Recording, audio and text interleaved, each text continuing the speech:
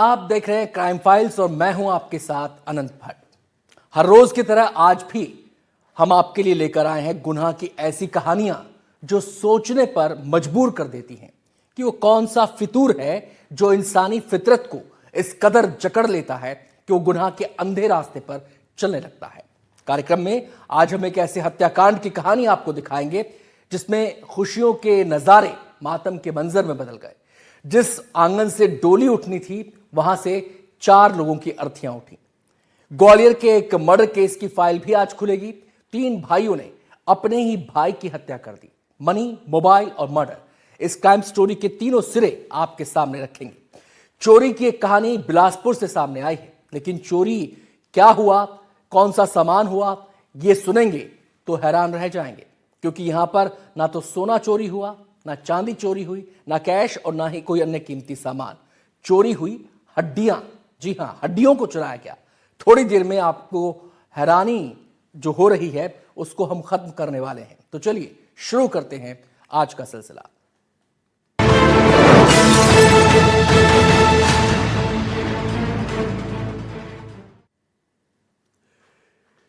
UP के एटा में एक घर में खुशियों की शहनाई बजने वाली थी। घर की बेटी की अगले महीने शादी थी। तैयारियां चल रही थी, खरीदारी हो रही थी, लेकिन तभी उसी घर में मौत का मंजर देखने को मिला। घर में 4-4 लाशें पड़ी थीं। जिस बेटी की शादी होने वाली थी, कातिल ने उसे भी नहीं छोड़ा, उसका भी कत्ल कर दिया। फिर सवाल ये, आखिर किसने इस परिवार के 4 लोगों को मौत के घाट उतारा?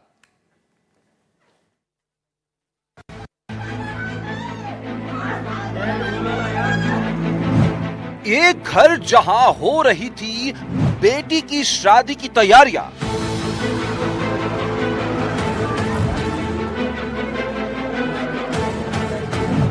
जहां कुछ दिनों में बजनी थी शहनाई, वहां पसर गया मौत का मातम।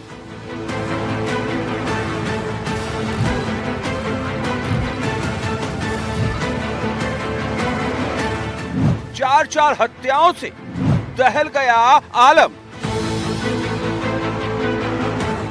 उत्तर प्रदेश के एटा जिले के इस घर में मातम है। परिजनों का रो रो कर बुरा हाल है। हर तरफ या तो नाते रिश्तेदार है या फिर पुलिस वाले।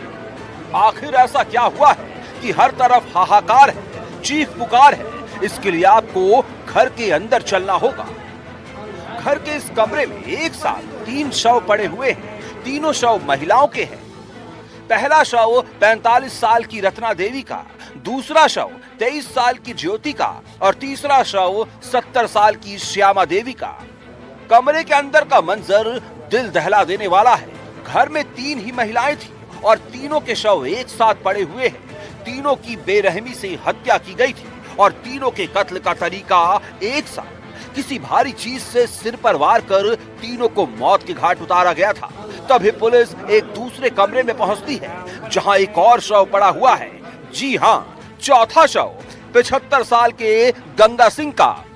एक ही घर में 4-4 कत्ल की इस वारदात ने हर किसी को सन्न कर दिया। परिवार वालों पर दुख का पहाड़ टूट पड़ा। घर में बचे हैं अब सिर्फ 2 लोग, एक कमल सिंह और दूसरा कमल सिंह का छोटा बेटा। दोनों सदमे में हैं, खौफ में हैं, घबराए हुए हैं। हत्या की इस खौफनाक वारदात के बाद जरा कमल सिंह को सुनिए, जिसने एक साथ अपने पिता गंगा सिंह, अपनी मां श्यामा देवी, अपनी पत्नी रत्ना देवी के साथ साथ अपनी बेटी ज्योति को हमेशा के लिए खो दिया। कमल, अभी आपके घर में हादसा हुआ है, क्या मामला है और क्या जानकारी है आपके पास? मेरे को कोई जानकारी नहीं। मैं 1 घंटे पहले खाना खाने आया था। खाना खा के मैं यहाँ चला गया था और कोई जानकारी नहीं। तो उसके बाद मैं बाजार चला गया। आप जब घर से गए थे तब ये लोग सब ठीक थे? सही सलामत थे। तो कितने घंटे के अंतराल में ये सब कुछ हो गया? 1 घंटे की बात। कितने लोगों की कैजुअलिटी हुई है? कितने लोगों की कैजुअलिटी है? 1, 2, 3, 4 लोगों की। अंदाजा लगाइए कमल सिंह और उनके बच्चों पर क्या बीत रही होगी। वारदात को अंजाम दिया जा चुका था, लेकिन सवाल था किसने एक हंसते खेलते परिवार को खत्म कर दिया। जांच शुरू हुई। किस्मत से घर के पास सीसीटीवी लगे हुए थे। पुलिस ने फौरन डॉग स्क्वाड और फॉरेंसिक की टीम को भी मौके पर बुला लिया। सारी टीमों ने एक साथ काम करना शुरू किया। सबसे पहले सीसीटीवी की फुटेज चेक की गई तो पता चला कि हत्या से ऐन पहले घर का बेटा कमल सिंह ही घर में दाखिल हुआ था। पुलिस ने जांच की तो पता चला घर में जाने और निकलने का एक ही गेट था, यानी शक की सुई सीधे सीधे कमल सिंह पर ही थी। जी देखिए, यहाँ पे जो वारदात हुई है उसमें जो मूलभूत बात है कि एंट्री और एग्जिट एक ही है, जो यहाँ से है, जो सीसीटीवी से आच्छादित है और सीसीटीवी का रिकॉर्डिंग हमने ऑलरेडी ले लिया है, उसको स्टडी किया जा रहा है और उसके आधार पर आगे की कार्रवाई निश्चित की जाएगी। तो क्या कमल ने खुद अपने ही माता पिता, पत्नी और बेटी को मौत के घाट उतारा था? जवाब है हाँ। आपने बिल्कुल ठीक सुना। पुलिस के मुताबिक 4 हत्याओं का आरोपी कमल सिंह ही है। पुलिस ने सीसीटीवी में देखा कि जिस वक्त कमल सिंह घर से बाहर निकला, उसके 20 मिनट बाद ही उसका छोटा बेटा घर में दाखिल हुआ और अगले ही पल घर में लाशों को देखकर वो बदहवास भागता और मदद मांगता हुआ नजर आया। पुलिस ने कमल सिंह के कपड़ों की जब जांच कराई तो उसके कपड़ों और जूतों से शवों के खून के स्पॉट्स मिले, यानी अब शक की कोई गुंजाइश ही नहीं थी। वो दोपहर में लगभग 12:55 के आसपास अपने घर पे आते हैं, कुछ पॉलीथीन में लिए हुए, और लगभग सवा घंटे के आसपास वहाँ अपने घर में रहते हैं और फिर बाइक से चले जाते हैं। सभी तरफ कैमरे लगे हैं, घर के पीछे भी लगे हैं, घर के आगे भी लगे हैं, और उनके जाने के लगभग 20 मिनट बाद उनका छोटा बेटा आता है, जो घर के अंदर जाता है तो उसको डेड बॉडी इस तरह से दिखती है और बाहर आकर के वो सूचना देता है जो पड़ोसी के लोग हैं। फिर पुलिस को ये सूचना मिलती है, तो इससे साबित हुआ कि घटना इनके द्वारा की गई है। जब इनसे पूछताछ हुई तो इन्होंने भी इस बात को स्वीकारा, टैक्टिक्स अपना के काफ़ी पूछताछ की गई और भी कुछ तथ्य पता चले हैं इनके बारे में, उसकी भी छानबीन की जाएगी। अगर साक्ष्य की दृष्टि से कोई भी तथ्य महत्वपूर्ण होगा तो हम लोग उसको विवेचना में शामिल करेंगे।